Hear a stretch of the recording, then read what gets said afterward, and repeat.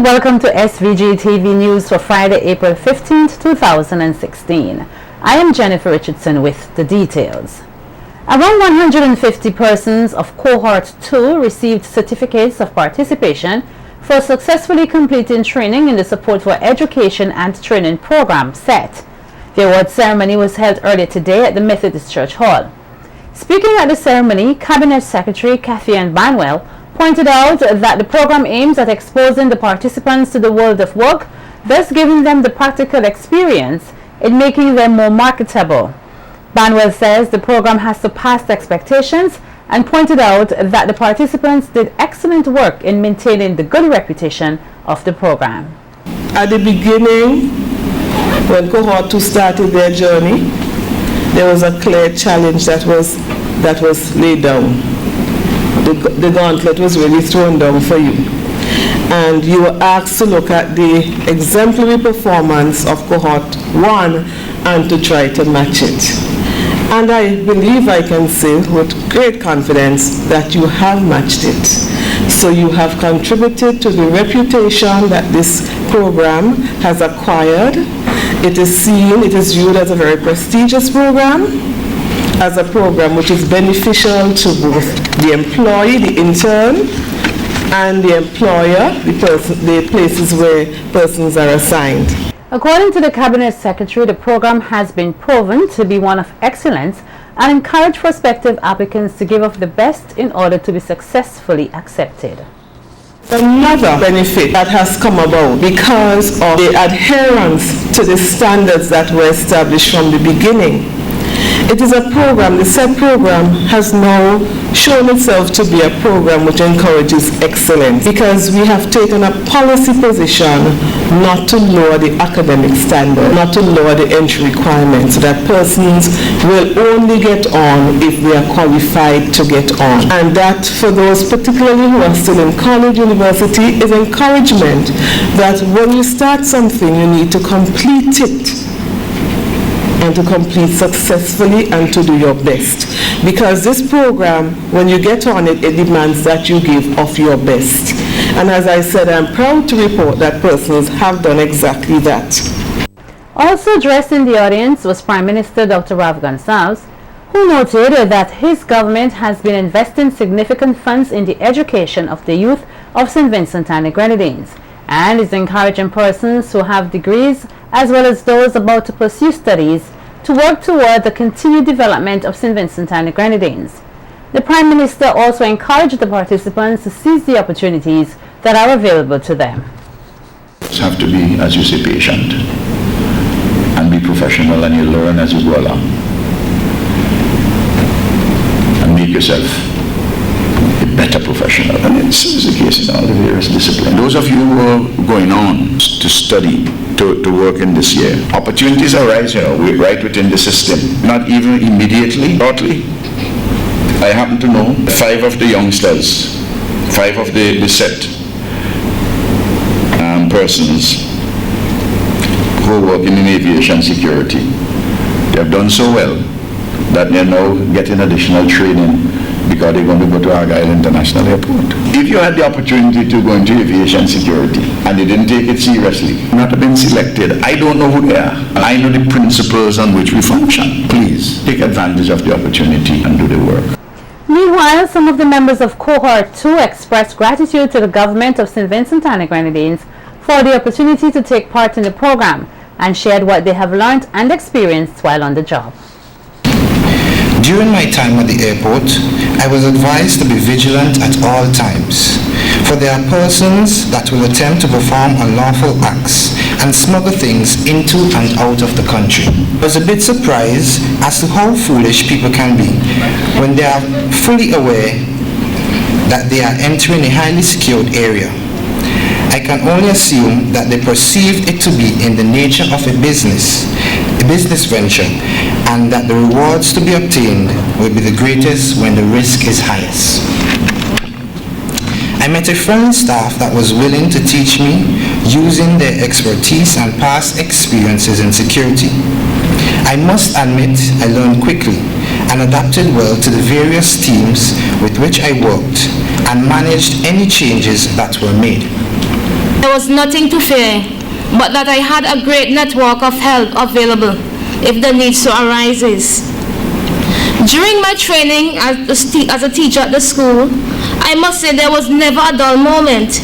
Neither did I eat the bread of idleness. I got involved in almost every activity at the school.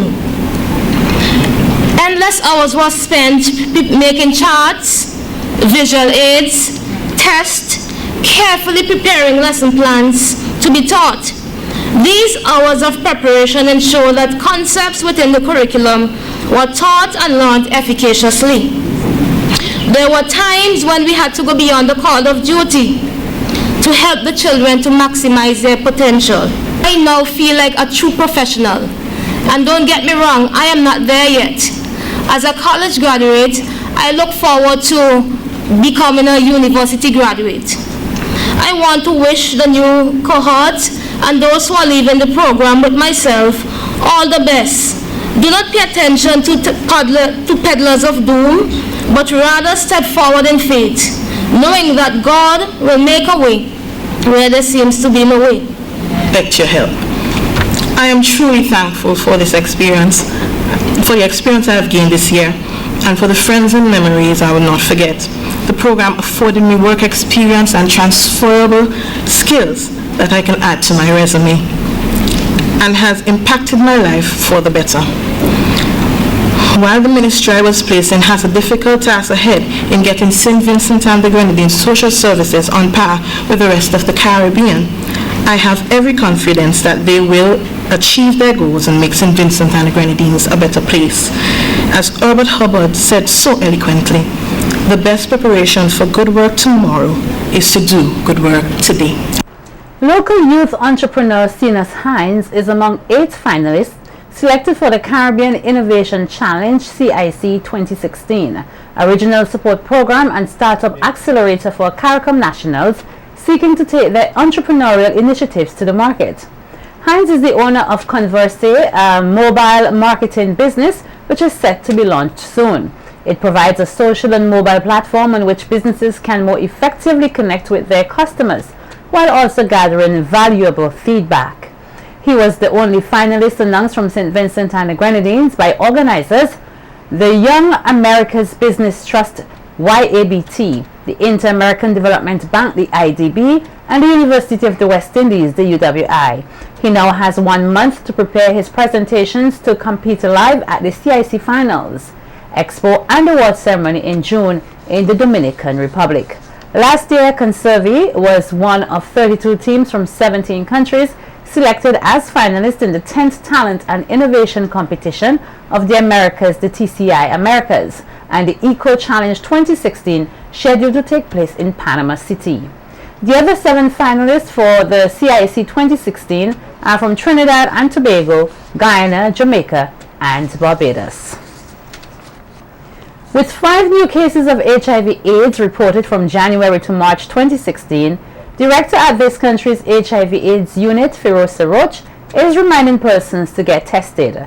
The nurse outlined that since the first reported case of HIV/AIDS in 1984, a total of 1,503 persons have been documented as having the HIV/AIDS. She explained that the 5 new cases from January to March of this year include 4 males and 1 female. Roach appealed for persons to know their status and to realize that free care and treatment are available for those tested positive. HIV is real.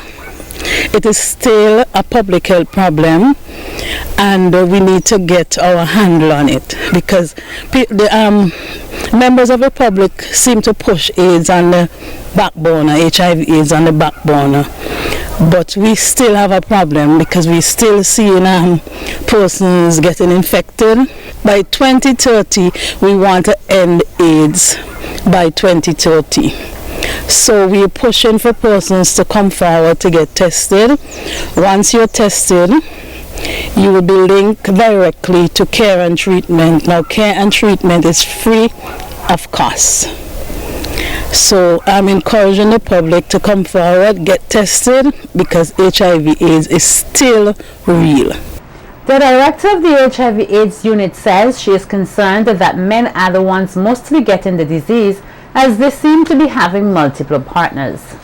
Please come forward, because once you're on treatment, you can live a normal, healthy life. Once you're on treatment, your viral load sometimes would be undetected. So if you want to come forward and get tested, if you're positive, you will be treated. To have one faithful sex partner. The only sure way not to get infected is to abstain, but I know that sex is good, sex is nice, and people love sex, but stick to one faithful sex partner and to use a condom with every sex act. Mayron Spring, a member of the local constabulary who was attached to the Calico police station, will spend the next few years behind bars at the Belial Correction Facility. The sentence was handed down earlier today by Chief Magistrate Ration Brown. He was convicted on 3 separate charges, which include theft of 25 rounds of ammunition, the property of the government of St. Vincent and the Grenadines, possession of a firearm without the relevant license, and corruption being a police officer. The incident is said to have occurred between the 27th and 29th of November last year, while he was working at the Calico police station. Reports are that on the dates in question, 26 bullets were removed from the above-mentioned station and later discovered in his locker at the station. After a thorough investigation was mounted by former Superintendent of Police Sidney James, Spring is reported to have taken another senior officer to his locker and handed over the ammunition. The government is continuing with efforts to increase the range of local business enterprises utilizing modern information and communication technology (ICT). Earlier today, the second call for proposals from businesses to receive grant funding under the Caribbean Regional Communications Infrastructure Program (CARSIP) St. Vincent and the Grenadines project was launched. The grant will be delivered as part of the Business Incubation Program of the ICT-led innovation component of the Caribbean Regional Communications Infrastructure Program, where businesses will receive funding from EC $100,000, equivalent to $37,200 US. To be eligible, the business must be ICT or ICT enabled in nature and be a client of the eligible incubator acceptable to CARSIP, which is the St. Vincent and the Grenadines National Center of Technological Innovation. The business must be legally registered with the relevant authorities in St. Vincent and the Grenadines, provide counterpart funding of 20% of the cost of the project, and accept the financial requirements of the program. The call for proposals will close on May 16, 2016, and interested applicants can contact the CARSIP office located in the Clico building in Kingstown or at telephone number 456-1223. That's 456-1223, or email carsipsvg@gov.vc. That's carsipsvg@gov.vc. Identifying with the rapid increase in the construction industry, along with the new developments in technology, the Trinidad Cement Limited TCL group of companies held a seminar here earlier today on the proper making and usage of concrete. General Manager for TCL Trading in Anguilla, Jaris Leiden, noted that with over 50 years of doing business within the region, the TCL group remains committed to producing quality goods and must ensure proper guidelines are followed. We don't want to be selling cement. We want to be partnered with you to make sure that you build to last a lifetime. Your house should last a lifetime. You know what you do, the knowledge you have. Eventually we all wither and pass away, but we're able to pass that information and knowledge on to the next generation.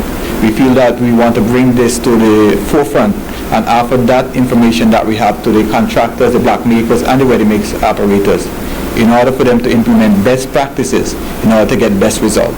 Since we have the technology available, we want to pass that on.